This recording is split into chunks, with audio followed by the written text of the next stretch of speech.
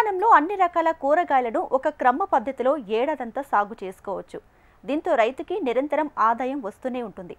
మిశ్రమ పంటలను సాగు చేస్తూ సుస్థిర ఆదాయాన్ని పొందుతున్న శ్రీకాకుళం జిల్లా ఉద్దానం మహిళా రైతు అనుభవాలను ఇప్పుడు తెలుసుకుందాం. శ్రీకాకుళం జిల్లా సోంపేట మండలం గోకర్ణపల్లి గ్రామానికి చెందిన మహిళా రైతు సుహాసిని నేలను నమ్ముకుని ప్రకృతి వ్యవసాయంలో పంటలను సాగు చేస్తోంది. అందులో నిరంతర ఆదాయం లభించే ఏటీఎం పద్ధతిలో ఉద్యానవన పంటలను పండిస్తూ రైతులందరికీ ఆదర్శంగా నిలుస్తోంది. ఏటీఎం వ్యవసాయ పద్ధతిలో ఒకేసారి కాకుండా వారానికి ఒక పంట చేతికి అందటంతో తమ పంటల ఉత్పత్తులను అమ్ముకునేందుకు సమయం దొరుకుతోందని అంటున్నారు. మొదట పంట వేసిన 30 రోజుల్లో ఆకుకూరలు కోతకు రాగా మరో 40 రోజులకు దుంప జాతులు చేతికి అందుతున్నాయి. 45 రోజుల్లో పందిరి జాతి కూరగాయలు, 60 రోజుల్లో మిరప పంట చేతికొస్తోంది. 90 రోజుల్లో క్యారెట్, బీట్రూట్ల ఫలసాయాన్ని అందిస్తున్నాయి. ఇలా పంటకు మధ్య వారం రోజులు తేడా ఉండటంతో తమకు పని భారం కూడా తగ్గుతూ పంటల కోత మరింత సులువవుతుందని చెప్తున్నారు. ఈ ఏటీఎం పద్ధతిలో సాగు చేస్తున్న రైతు అనుభవాలను వారి మాటల్లోనే తెలుసుకుందాం. నేను ప్రకృతి వ్యవసాయం రావడానికి గల కారణం ఏమిటంటే, మేము గత 10 సంవత్సరాలుగా మేము కెమికల్ ఫార్మింగే చేసేవాళ్ళం. దానివల్ల మా ఖర్చు కూడా ఎక్కువయ్యేది, ఆదాయం కూడా తగ్గేది. అలాగే సాయిల్ కూడా చాలా డిగ్రేషన్ అయితే అయిపోయింది. తర్వాత కెమికల్ వాడి ఆ ఫుడ్ తినేసరికి హెల్త్ ప్రాబ్లమ్స్ కూడా చాలా ఎక్కువగా వచ్చేవి. 2017లో మా ఊరికి సిఎస్ఈఆర్పీలు రావడం జరిగింది. అలా వచ్చి ప్రకృతి వ్యవసాయం కోసం వాళ్ళు అందరికీ చాలా మోటివేషన్ చేశారు. అందులో నేను వాళ్ళు చెప్పింది విని నాకు చాలా చెయ్యాలి అనిపించింది. నేను 2018లో న్యాచురల్ ఫార్మింగ్ అనేది స్టార్ట్ చేసి ఇప్పటికి 4 సంవత్సరాలు అయింది. ఇప్పుడేమో నేను పూర్తిగా ఎకరాలో ప్యాడీలో న్యాచురల్ ఫార్మింగ్, అలాగే 20 సెంట్ల ఏటీఎం అనేది కూడా నేను చేస్తున్నాను. మేము ఇంతకు ముందు అయితే కిచెన్ గార్డెన్స్ ఇలాంటివి వేసుకొని దాంట్లో కూడా కెమికల్ ఇవి వేసుకొని చేసేవాళ్ళం. దానివల్ల కూడా మాకు అంత పెద్ద దీనికి ఏం కాలేదు. మాకు హెల్త్ పరంగా కూడా కెమికల్ అనేది వేస్తే ఏదైనా ఒక వంగలో చూసుకుంటే ఒక పెస్ట్ వచ్చిందని మనం కెమికల్ కొడతాం. ఆ కెమికల్ కొట్టిన దానికి అది చనిపోతుంది. అలాగే దాన్ని తిన్న మనకు కూడా బోల్డ్ హెల్త్ ఇష్యూస్ అనేవి చాలా వచ్చాయి. RYSSలో జాయిన్ అయ్యాను. అప్పుడు ఏటీఎం మోడల్ అనేది చెప్పడంతో నేను దాన్ని చేయడానికి నేనైతే రెడీ అయ్యాను. అప్పుడు నేను ఏటీఎం మోడల్ అనేది 20 సెంట్లలో ఏటీఎం వేయడానికి అనేది నేను ప్లాన్ చేసుకున్నాను.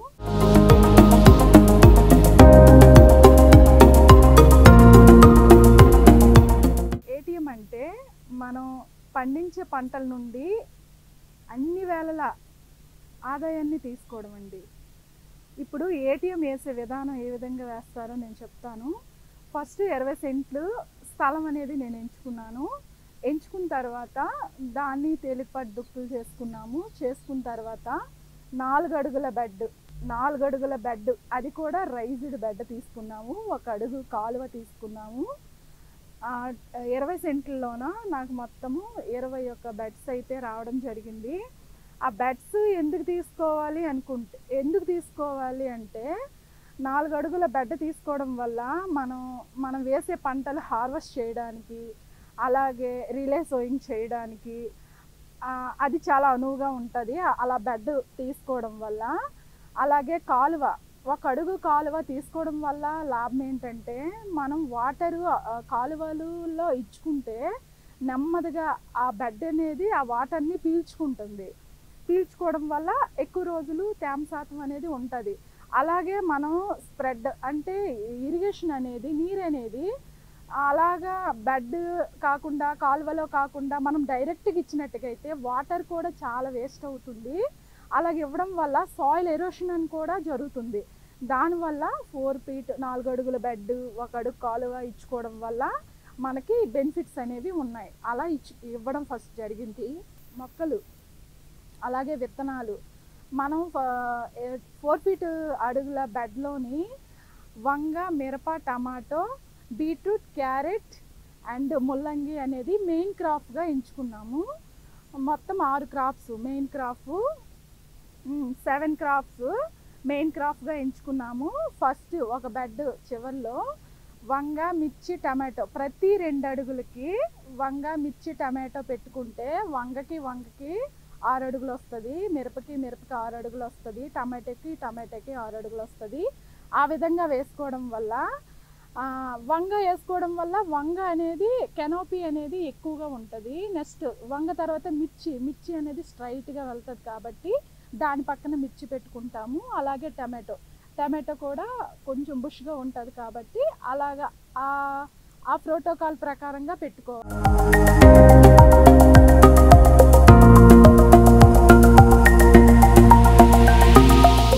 ఏటీఎంలో నీటి యాజమాన్య పద్ధతులు ఏంటంటే మనం కెమికల్ రైతు చూసుకుంటే యాక్ పంట వేస్తారు.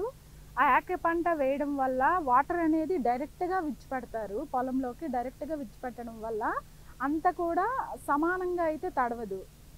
అదేవిధంగా మన న్యాచురల్ ఫార్మింగ్లో ఏటీఎం మోడల్లో చూసుకుంటే మనం 4 ఫీట్ బెడ్ 1 ఫీట్ కెనాల్ ఇచ్చాం కాబట్టి మనము ప్రతి కెనాల్కి వాటర్ పెడతాము. ఆ కెనాల్కి వాటర్ పెట్టడం వల్ల ఇటు 2 అడుగులు, ఆ కెనాల్ నుండి 2 అడుగులు అలా వాటర్ ఇవ్వడం వల్ల ఆ బెడ్ మొత్తము సమాంతరంగా నీటిని పీల్చుకుంటుంది. దానివల్ల మనకి సాయిల్ ఎరోషన్ అనేది జరగదు. అలాగే మనం ఆ నీటిని కూడా చాలా ఆదా చేయవచ్చు. అలాగే కెమికల్ ఫార్మింగ్లో చూసుకుంటే వాటర్ అనేది చాలా ఎక్కువగా తీసుకుంటాయి. అంటే దానికి అంటూ ఒక ఇది ఉండదు కాబట్టి చాలా ఎక్కువ వాటర్ కూడా వేస్ట్ అవుతుంది. అలాగా స్ప్రెడ్ ఇరిగేషన్ ఇవ్వడం వల్ల వాటర్ కూడా చాలా వేస్ట్ అవుతుంది.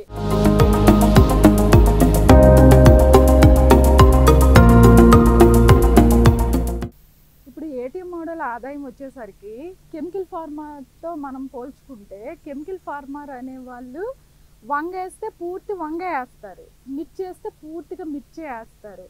అలా కాకుండా మన ఏటీఎం మోడల్లో బయోడైవర్సిటీ క్రాప్స్ 22 రకాలు, మెయిన్ క్రాప్స్ 7 రకాలు వేసుకుంటే మనకు ఫస్ట్ ఏటీఎం స్టార్టింగ్ మనకు ఆకుకూరల నుండి మనకు ఆదాయం వస్తుంది. 40 రోజుల్లో మనకు ఆకుకూరల నుండి ఆదాయం వస్తుంది. అలాగే కూరగాయల్లో కూడా 50 నుండి 60 రోజుల నుండి మనకి కూరగాయల నుండి అనేది ఆదాయం వస్తుంది. మనకి ఒక పంట మనకి అక్కడ ప్రాబ్లం వచ్చినా ఇంకో పంట నుండి మనకి ఆదాయం అనేది ప్రతి పంట నుండి మనకు వస్తుంది. అదే కెమికల్ ఫార్మర్ అంటే ఇప్పుడు వంగ వేసారండి, వంగ వేస్తే దానికి ఎక్కువ పెస్ట్ వస్తుంది. ఆ పెస్ట్ వల్ల అతను చాలా కెమికల్ కొట్టాలి, దాంతోపాటు అతని ఖర్చు కూడా ఎక్కువ అవుద్ది. అదే మనం బయోడైవర్సిటీ క్రాప్స్ ఉండడం వల్ల మనకి ఎటువంటి పెస్ట్ కూడా రాదు.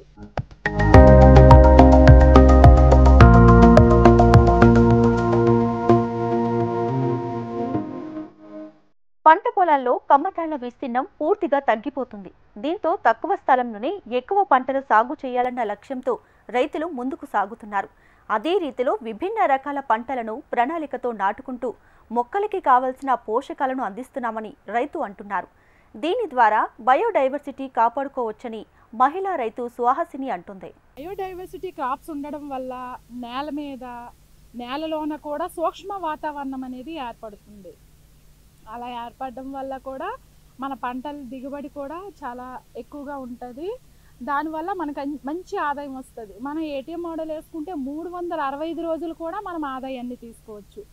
అలాగే కూరగాయలను కూడా నేను హార్వెస్ట్ చేసి మా గ్రామంలోనే మార్కెటింగ్ అనేది చేస్తాను. మా ఇంటి దగ్గరికి వచ్చి తీసుకుంటారు. నాకు మంతకి 10,000 నుండి 12,000 వరకు ఆదాయం అనేది నాకు నిరంతరం వస్తుంది. ప్రతిరోజు మాకు ఆదాయం ఉంటుంది. ప్రతిరోజు మేము హార్వెస్టింగ్ అనేది చేస్తాము. అలాగే హార్వెస్ట్ చేయడమే కాకుండా పంట కోతకు వచ్చిందంటే మేము వెంటనే ఆ పక్కన ఇంకో విత్తనం అనేది రిలీజింగ్ చేసుకుంటాము. అలా చేసుకోవడం వల్ల ఏమవుతుందంటే ఈ పంట హార్వెస్ట్ అయిన వెంటనే ఆ పంట అనేది ఆ స్టేజ్ అనేది అది కూడా వెంటనే హార్వెస్ట్ దశకి రావడం, ఇలా చేస్తుంటే మాకు 365 రోజులు కూడా మేము ఆదాయం అనేది తీసుకుంటున్నాము. అలాగే మేము పండించే పంటలు గ్రామంలో మార్కెటింగ్ చేయడం వల్ల వాళ్ళ నుండి వచ్చే ఇదేంటంటే ఫీడ్బ్యాక్ ఏంటంటే కూరగాయలు కూడా చాలా టేస్టీగా ఉంటున్నాయి, అలాగే కూడా ఎక్కువ రోజులు నిల్వ ఉంటున్నాయి. కెమికల్ ఫార్మింగ్తో పోల్చుకుంటే కూరగాయలు టేస్ట్గా ఉంటాయి, ఎక్కువ రోజులు నిల్వ ఉంటాయి అని కూడా వాళ్ళు నాకు ఫీడ్బ్యాక్ ఇవ్వడం జరిగింది. అలాగే వాళ్ళకంటే వీళ్ళు కూడా 5-10 రూపాయలు నేను కేజీ దగ్గర ముందంతా అయితే నేను వాళ్ళతో పాటు ఈక్వల్గా నేను మార్కెటింగ్ చేయడం అయింది ప్రైసెస్ పెట్టి.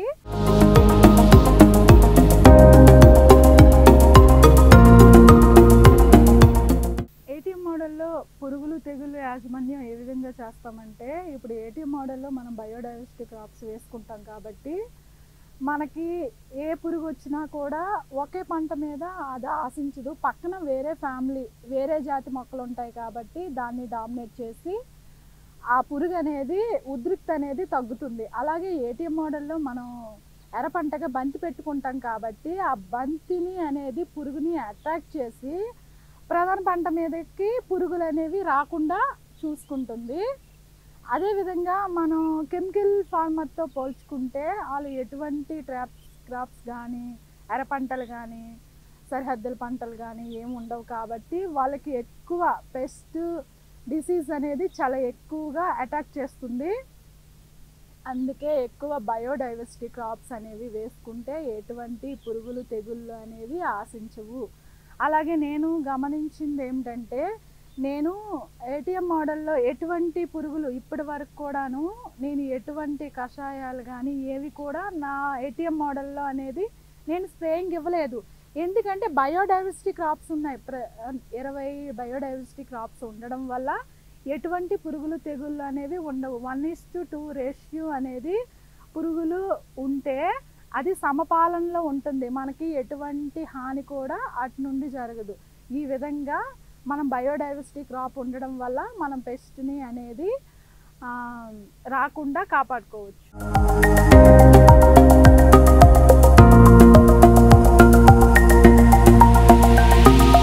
ఇప్పుడు ఏటీఎం మోడల్లోని వంగ, మిరప, టమాటీ నారుని నేను ఓన్గా నేను నారుని వేసుకుంటాను. నారుని వేసుకొని నారు తీసుకుంటాను. నాటే ముందైతే నేను ముందుగానే ఘనజీవామృతం అనేది నేను ప్రిపేర్ చేసుకుంటాను. నాటే ముందైతే ఒకరోజు ముందు బీజామృతం అనేది నేను తయారు చేసుకుంటాను. తయారు చేసుకున్న తర్వాత 24 అవర్స్ తర్వాత వంగ, మిరప, టమాటోకి నారు శుద్ధి అనేది చేసుకుంటాను. నారు శుద్ధి చేసుకోవడం వల్ల భూమి నుండి వచ్చినటువంటి ఎటువంటి తెగుళ్ళు అనేవి ఆశించకుండా ఉంటాయి. అలాగే గుంతలు తీసుకునేటప్పుడు ప్రతి గుంతలో కూడా పిడికెడు ఘనజీవామృతం వేసుకొని మొక్కల్ని నాటుకోవాలి. ఇలా నాటుకోవడం వల్ల కూడా మొక్కలు చాలా ఏపుగా పెరుగుతున్నాయి. ఘనజీవామృతం వేయడం వల్ల ఏంటంటే భూమిలో ఉండే సూక్ష్మజీవులకి అది ఒక సిగ్నల్స్ ఇవ్వడం వల్ల అవి నిద్రావస్థలో ఉంటాయి. వేయడం వల్ల అవి యాక్టివేట్ అవుతాయి. ఘనజీవామృతం వేసి మొక్క పెట్టి వాటర్ వేయడం వల్ల ఆ తడికి ఆ ఘనజీవామృతానికి ఆ సిగ్నల్స్ వెళ్ళడం వల్ల ఆ సూక్ష్మజీవులు అనేవి యాక్టివేట్ అయ్యి మొక్కకు కావాల్సిన పోషకాలను అనేవి అందిస్తాయి. ఈ విధంగా కూడా నా ఏటీఎం మోడల్లో బీజామృతం నారు శుద్ధి చేసుకొని ఘనజీవామృతం వేసుకొని నేను మొక్కలు నాటుకోవడం జరిగింది ప్రోటోకాల్ ప్రకారం. అలాగే మల్చింగ్ అనేది కూడా మనం 365 రోజులు కూడా మనం పంటలు వేసి ఉండడం వల్ల మల్చింగ్ అయితే లైవ్ మల్చ్ అది. అలాగే డెడ్ మల్చ్ అనేవి మనం పంట అవశేషాలు ఉంటాయి, మిగిలిన పంట అవశేషాలతో మనం మల్చ్ చేసుకోవడం వల్ల వాటర్ హోల్డ్ కెపాసిటీ అనేది పెరుగుతుంది, వాటర్ని పట్టి ఉంచడం వల్ల మనకి నీటి తడులు అనేవి తగ్గుతాయి. అలాగే మట్టి అనేది తేమగా ఉంటుంది. అలా ఉండడం వల్ల కూడా నీరు ఎక్కువ సార్లు ఇవ్వాల్సిన అవసరం ఉండదు.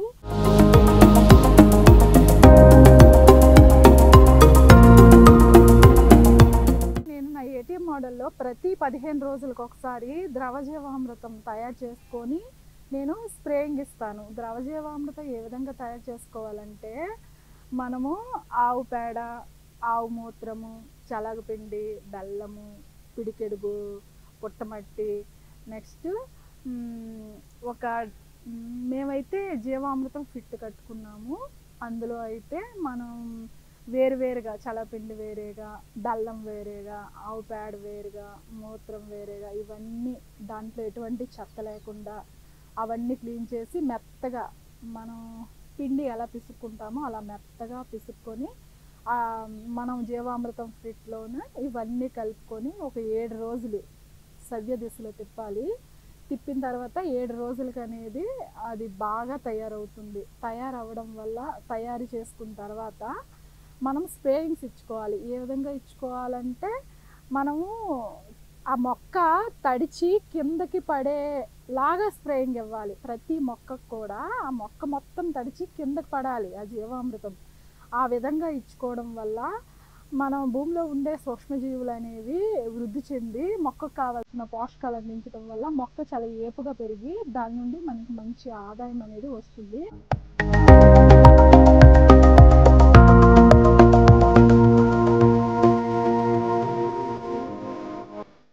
ఏటీఎం పద్ధతిలో మిశ్రమ పంటలను సాగు చేసుకుంటున్న క్రమంలో ఎలాంటి చీడపీడలు వచ్చే అవకాశం ఉంది? వాటి నివారణ మార్గాలతో పాటు కోత సమయం, మార్కెటింగ్ విధానంలో పాటిస్తున్న రైతు అనుభవాలను ఇప్పుడు తెలుసుకుందాం. నేను ఎకరాలో ఏ గ్రేడ్ మోడల్ అనేది ప్రిపేర్ చేసుకున్నాను.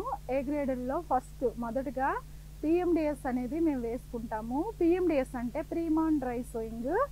ఇది తొలకరి వర్షాలు రాక మునిపే మేము వేసుకుంటాము. అందులో ఏమి వేసుకుంటామంటే 30 రకాల విత్తనాలు, 10 రకాల జాతులు, 25 కేజీలు అనేది ఎకరానికి మేము వేసుకోవడం జరిగింది. అలా వేసుకున్న నేనైతే 4వ నెల 18లో వేసుకున్నాను. అప్పుడైతే మంచి ఎండల్లో నేను వేసుకున్నాను. అప్పుడు ఎటువంటి వర్షాలు ఏమీ లేవు. నేను నేను వాటర్ పెట్టి కొంచెం సాయిల్ని డిస్టర్బ్ చేసి నేను విత్తనాలు వేసుకున్నాను. వేసుకున్న తర్వాత మొలకలు వచ్చాయి. అప్పుడు కూడా చాలా ఎక్కువ ఎండలు ఉండడం వల్ల ఒక నీటి తడి అనేది ఇవ్వడం జరిగింది. అలాగే ఇచ్చిన తర్వాత నేను ఇంకా ఎటువంటి నీటి తడులు అనేది కూడా నేను ఇవ్వలేదు. పిఎండిఎస్ అనేది నేను వేసుకున్న ప్రతి విత్తనం కూడా నాకు మొలక రావడం నేనైతే గమనించాను. నేను 1:1లో నేను అంటే అబ్జర్వేషన్ చేశానండి. 1:1లో అయితే నాకు 143 మొక్కలు రావడం జరిగింది. 143 మొక్కలు 9 జాతులు రావడం జరిగింది.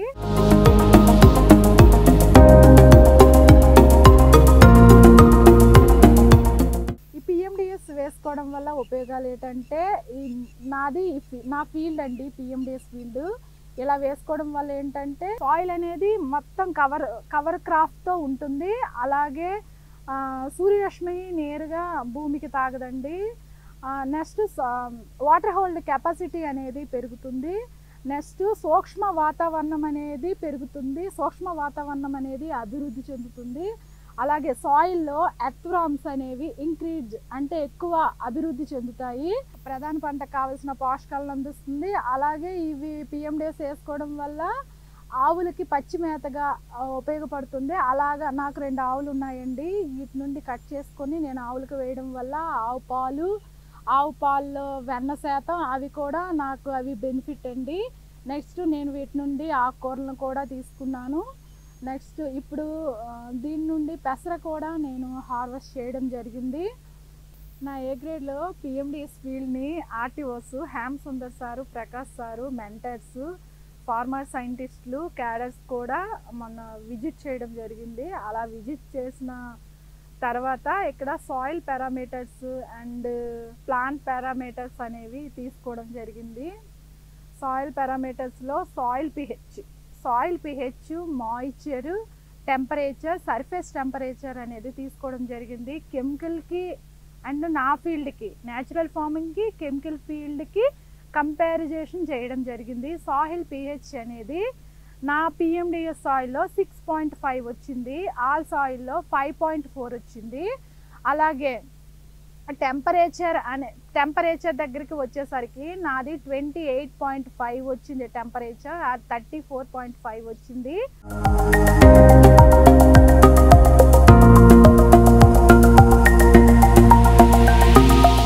ఇప్పుడు నా పిఎండిఎస్ సాయిల్లో నేను 4వ నెల వేశాను. అంత ఎండల్లో కూడా మేము కంపారిజేషన్ చేసేటప్పుడు సాయిల్లో వాళ్ళకి ఇష్టం వచ్చిన ప్లేస్లోకి వెళ్ళేసరికి అక్కడ వానపాములను తీస్తే వానపాములనే మట్టితో పాటు వానపాములను వచ్చాయి. అలాగే కెమికల్ ఫీల్డ్కి వెళితే అక్కడ వాళ్ళు బీడుగా ఓన్లీ ఖరీఫ్లో మాత్రమే వాళ్ళు పండిస్తారు. మిగతా సీజన్లో వాళ్ళు ఖాళీగా విడిచిపెట్టడం వల్ల అక్కడ ఎటువంటి వానపాములు కానీ ఏమి కానీ లేకుండా అలా ఉండి ఆ వేడికి భూమిలో ఉండే కార్బన్ కూడా ఎవాపరేట్ అయిపోయింది. ఆ సాయిల్ అనేవి బీడు భూములుగా ఉన్నాయి. నా సాయిల్లో అయితే అలా ఎర్త్ వార్మ్స్ రావడం అనేది చాలా గ్రేట్. ఎందుకంటే నేను పిఎండిఎస్ అనేది 4వ నెలలో వేసుకున్నాను. ఇంత ఎండల్లో కూడా నేను ఆ ఎర్త్ వార్మ్స్ రావడం అంటే నా భూమిలో ఈ 365 రోజులు పంటలు వేయడం వల్ల సూక్ష్మ వాతావరణం అనేది నా పిఎండిఎస్ సాయిల్లో ఉంది. అలాగే కెమికల్ సాయిల్లో ఆ విధంగా లేదు. అందుకే 365 రోజులు కూడా నేలను పంటలతో కప్పి ఉంచాలి. అలా ఉండడం వల్ల మన సాయిల్ అనేది చాలా మృదువుగా తయారయ్యి మన పంటకు కావలసిన పోషకాలను, కార్బన్ని మన సాయిల్లో మనము పెంచవచ్చు. అందుకే మనం కూడా 365 రోజులు కూడా పంటలు వేసుకోవాలి.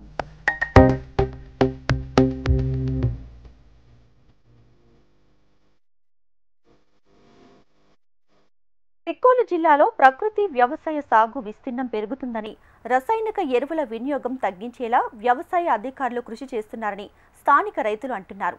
ప్రకృతి సిద్ధంగా సాగు చేసిన ఈ పంటలను ప్రత్యేక సంతల ద్వారా రైతులు అమ్ముకోగలుగుతున్నారని చెబుతూ ఉన్నారు. మా గ్రామంలో ప్రకృతి వ్యవసాయము అనేది గత 5-6 సంవత్సరాల నుండి ప్రారంభించడం అనేది జరుగుతుంది. ఈ ప్రకృతి వ్యవసాయం అనేది ఏదైతే ప్రారంభించారో, ప్రకృతి వ్యవసాయం ప్రారంభించేటప్పుడు దాని ఆదరణ అనేది తక్కువగా ఉండేది. కానీ దాని గురించి తెలుసుకున్న తర్వాత రైతులు కొద్ది కొద్దిగా ఎందుకంటే మంచి అనేది అందరికీ అంత వేరంగా అందదు, చెడు అనేది చాలా స్పీడ్గా వెళ్తుంది. అంటే యూరియా డిఏపి అనేది చాలా స్పీడ్గా వెళ్ళినప్పుడు ప్రకృతి వ్యవసాయం చేయడానికి ప్రజలు అనేది కష్టపడాలి. ఆ కష్టపడడానికి ప్రజలు ఇష్టపడినటువంటి పరిస్థితుల్లో ఉన్నారు కనుక ప్రకృతి వ్యవసాయం అనేది చాలా స్లోగా ముందుకెళ్ళింది. ఈ 5 సంవత్సరాల్లో మా గ్రామంలో కనీసం ఒక 60 మంది రైతుల వరకు పూర్తి స్థాయి ప్రకృతి వ్యవసాయం చేసుకుంటూ వాళ్ళ కుటుంబం వరకు, అంటే ఊరందరి కోసం అని కాకపోయినా వాళ్ళ కుటుంబ ఆరోగ్యం నిమిత్తము వాళ్ళ కావలసినటువంటి కూరగాయలు అవనివ్వండి, ఆహార ధాన్యాలు అవ్వండి, ఇవన్నీ కూడాను వాళ్ళు పండించుకొని ఆరోగ్యంగా ఉండడం అనేది చూసి మిగతా ఉన్నటువంటి రైతులు కూడా చాలామంది ముందుకు వచ్చి మా గ్రామంలో ప్రకృతి వ్యవసాయానికి ఆదరణ అనేది చాలా పెరిగింది.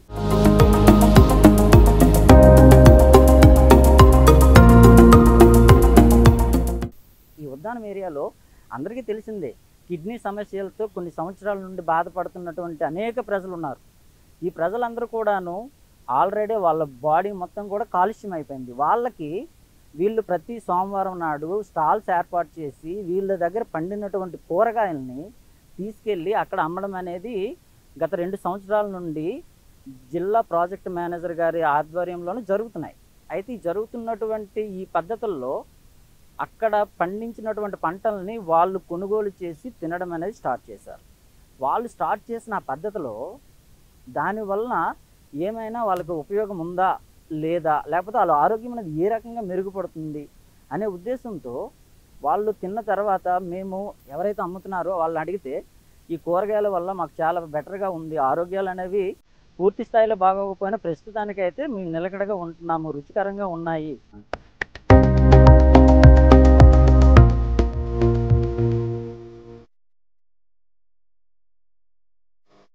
ఇది ఇవాల్టి నేల తల్లి కార్యక్రమం. సేద్య సమాచారం, అభ్యుదయ రైతుల అనుభవాల కోసం మరో ఎపిసోడ్లో మళ్ళీ కలుద్దాం. నమస్కారం.